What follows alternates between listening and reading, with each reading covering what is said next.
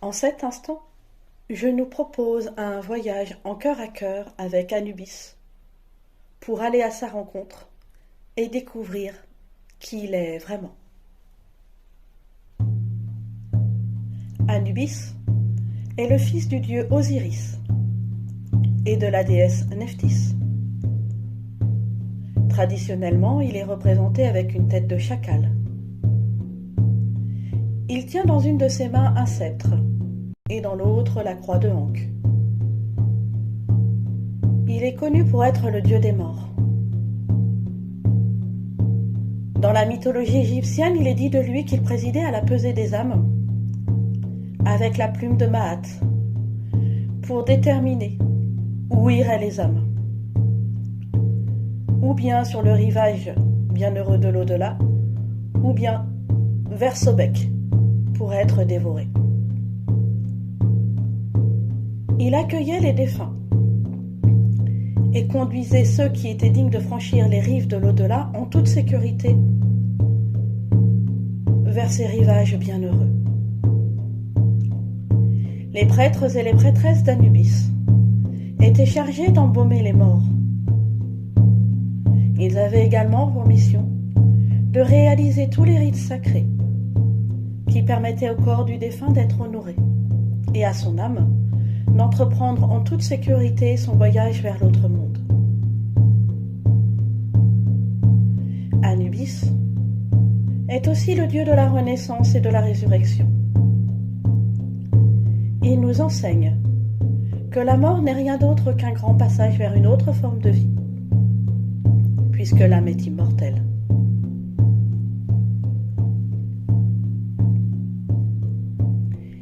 Anubis est donc représenté avec 3 symboles: le sceptre, la croix de Ankh et la tête de chacal.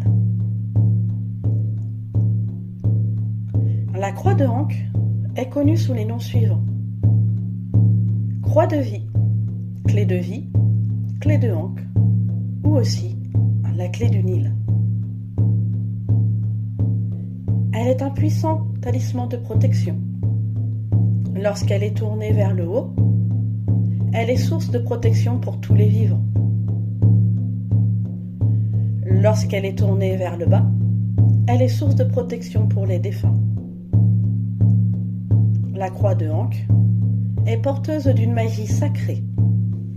Elle symbolise la clé entre les deux mondes, la terre et l'au-delà, la vie éternelle, la résurrection spirituelle et la renaissance, la vérité et l'équilibre, l'union du masculin et du féminin. Le sceptre. Ce sceptre, en Égypte antique, portait le nom Ouas. Il symbolise l'autorité et la royauté. C'est d'ailleurs pour cela que les pharaons, rois d'Égypte, sont toujours représentés avec ce sceptre, sceptre de leur royauté et autorité conférée par les dieux.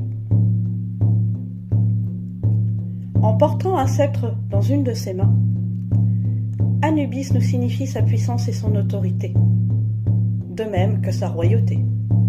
C'est lui qui règne sur le royaume des morts. Ce sceptre est porteur d'une magie puissante qui permet à Anubis d'écarter tous les dangers des âmes qui sont prêtes à monter dans la lumière. La tête de chacal. Le chacal symbolise la clairvision et la connaissance. Il nous permet de savoir discerner ce qui est illusion ou réalité et de détecter ce qui est mensonge ou ce qui est vérité. Le chacal, en tant qu'animal totem, nous guide vers une connaissance authentique de nous-mêmes, notamment en nous permettant l'accès aux mémoires de nos vies antérieures. Il est un allié qui nous aide dans le cadre du voyage astral dans les différents mondes. Ces voyages astraux permettent à notre cœur et à notre âme de recevoir des initiations et de nombreux enseignements spirituels.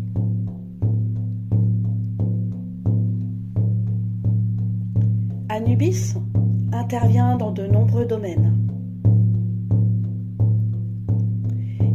permet de pouvoir regarder par-delà le voile des illusions. Il accompagne les mourants afin qu'ils puissent partir le plus paisiblement possible. Il accompagne aussi l'âme des défunts pour qu'elle monte dans la lumière. Il nous guide sur le chemin de notre renaissance. Dès lors que nous laissons partir nos fonctionnements obsolètes, nos schémas de pensée erronés et tout ce qui ne nous convient plus, nous déchirons le voile des illusions. Nous vivons un passage par la mort à l'ancien pour renaître à nous-mêmes. Il nous guide sur le chemin d'une connaissance sincère et authentique de nous-mêmes. Il nous permet d'accéder aux mémoires de nos vies antérieures pour que nous puissions relever les défis de notre incarnation et libérer notre âme des dettes et des nœuds karmiques. Il est également le guide des passeurs d'âmes qui ont pour mission d'accompagner les mourants et les préparer au grand passage, aider les âmes des défunts à monter dans la lumière, accompagner leurs frères et sœurs en humanité dans les périodes de la vie où des changements importants interviennent.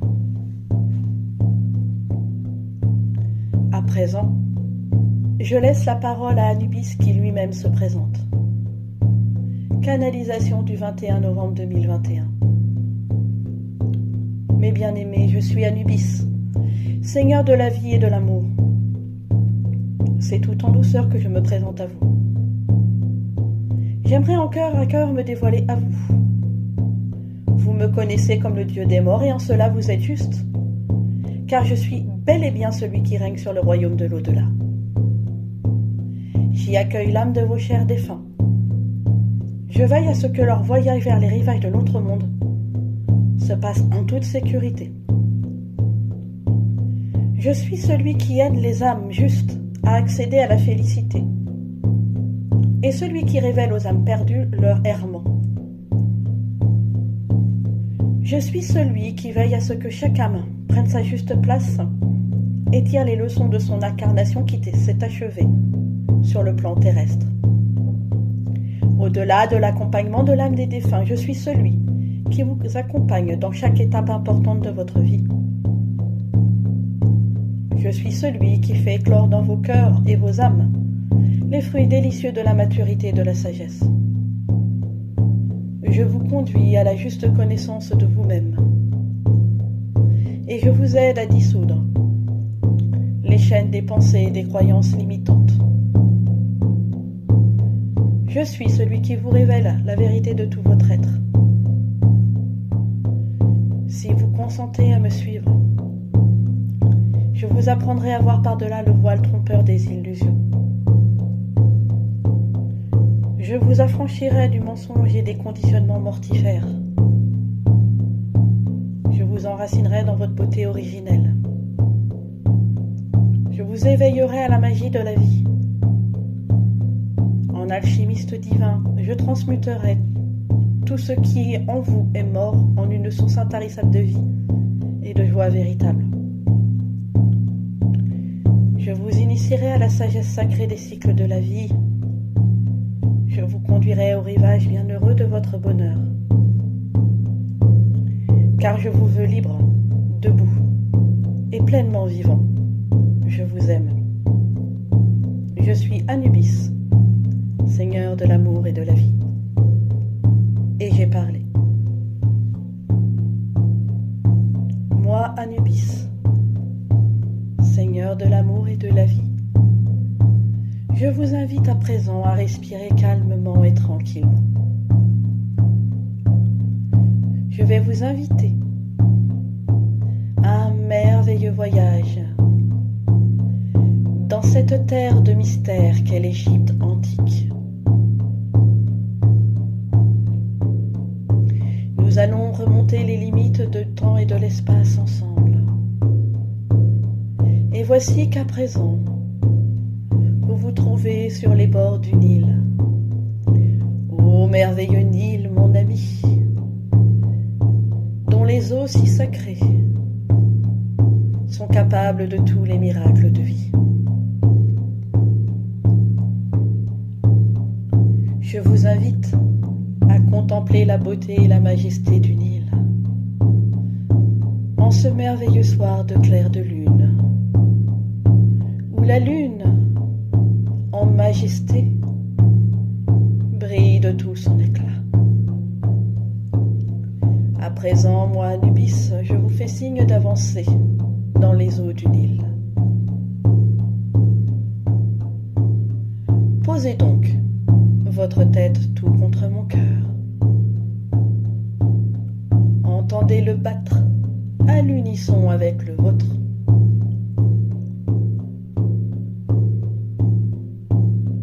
Écoutez bien chacun des battements de mon cœur qui est source d'amour et de vie, et qui te dit à toi qui es là, qui écoute ma parole. Je t'aime. Je t'aime. Je t'aime, enfant de l'amour et de la vie. À présent, je te prends dans mes bras, fils, fille de la lumière, et je te dépose dans ce fleuve merveilleux qu'est le Nil. Je te berce et en même temps, avec toute ma puissance d'amour et de vie, je prends autorité et j'ordonne que tout ce qui est mort en toi sorte immédiatement de ton corps. Que toutes les rivières de larmes que tu as versées se transmutent en rivières de joie éternelle. Je demande que ton cœur qui a saigné soit à présent consolé par le baume de mon amour, qu'il soit pleinement restauré. À présent, mon fils, ma fille de lumière, je déploie avec amour toutes mes énergies de vie et je régénère ici et maintenant chacune de tes cellules, chaque brin de ton ADN, chacun de tes corps subtils. Tu peux visualiser à présent plein de bulles de lumière qui envahissent ton corps. Regarde, fils, fille du Nil, comme tu brilles à présent. Ressens ces énergies de vie qui te parcourent et tu te sens bien, si bien, plein de vie, restauré dans ta grandeur et dans ta dignité. Moi, Anubis, je dépose sur ton cœur ma bénédiction et ma tendresse.